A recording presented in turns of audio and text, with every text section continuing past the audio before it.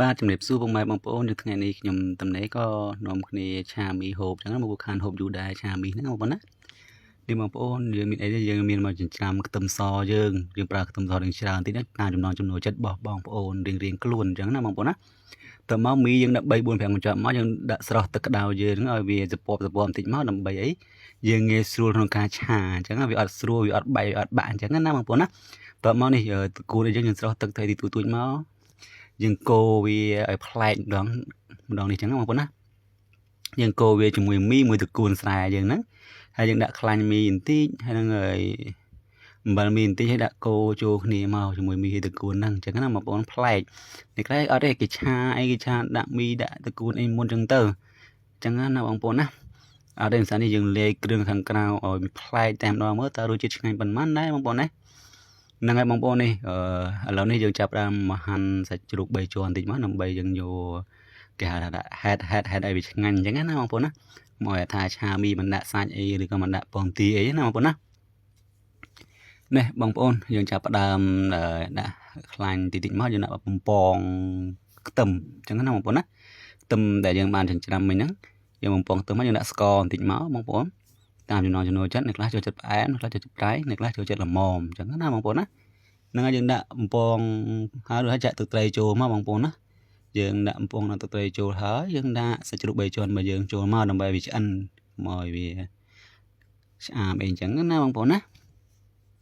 ហ្នឹងបងប្អូននេះយើងកំពុងតែលីងសាច់ជ្រូកអីរួចហើយយើងចាក់ទឹកចូលមកពុះមកបងប្អូនណាយើងដាក់រ៉ូឌីសប៊ីចេងថែមបន្តិចមកអញ្ចឹងណាបងប្អូនណា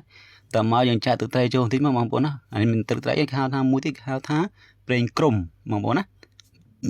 ប្រេងក្រុមគឺឆ្ងាញ់តែម្ដងគឺអែមហ្នឹងបងប្អូនប្រេងក្រុមណាដាក់ជំនួយមិនភ្លេចទេយើងឆាយើងចៀនយើងធ្វើអីបងប្អូននឹងឆាមីដែរយើងដាក់ការ៉ុតបន្តិចទៅបងប្អូនណាដើម្បីបង្កើនពណ៌ហើយបង្កើនរសជាតិឆ្ងាញ់ហើយយើងដាក់ពងទា2 3គ្រាប់មកបងប្អូនណាដើម្បីជំនួយវាមិនភ្លេចទេពងទាឆាមីនេះគឺឆ្ងាញ់នេះខ្លះគេចៀនសាបដាក់ពីលើមីណាខ្ញុំអត់ទេខ្ញុំដាក់គោចូលគ្នាមកកុំអោយចំណាយពេល2 3អញ្ចឹងណាបងប្អូនណាតោះមកយើងដាក់មីហើយនឹងតកូនរបស់យើងដែលបានលុកគ្រឿងមីវាណាយើងចាក់ចូលមកប្រាវបងប្អូនណាចាក់មក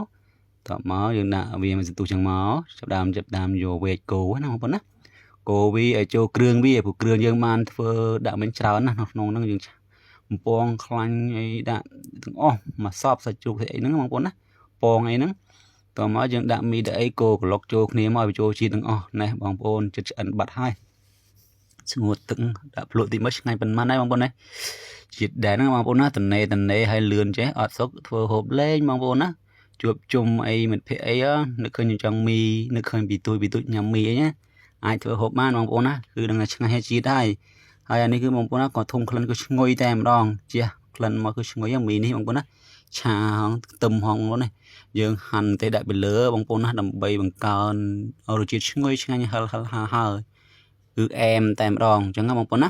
តោះពីយើងហាន់អាហ្នឹងហើយហ្នឹងយើងក៏រៀបចំកូរវាឲ្យម្ទេសហ្នឹងឲ្យស្លោកតិចមកអញ្ចឹងណាតោះមកយើងកូរឲ្យម្ទេសហ្នឹងគឺឆ្អិនអស់ណាបងប្អូនមីយើងអាចដួសបានហូបហើយគ្រាន់តែយើងដាក់អញ្ចឹងមកហើយជានេះមកយើងដាក់ម្ទេសពីលើថែមតិចបងប្អូនណាដើម្បីជាបង្កើនជាតិឈ្ងុយឆ្ងាញ់អរគុណច្រើនបងប្អូន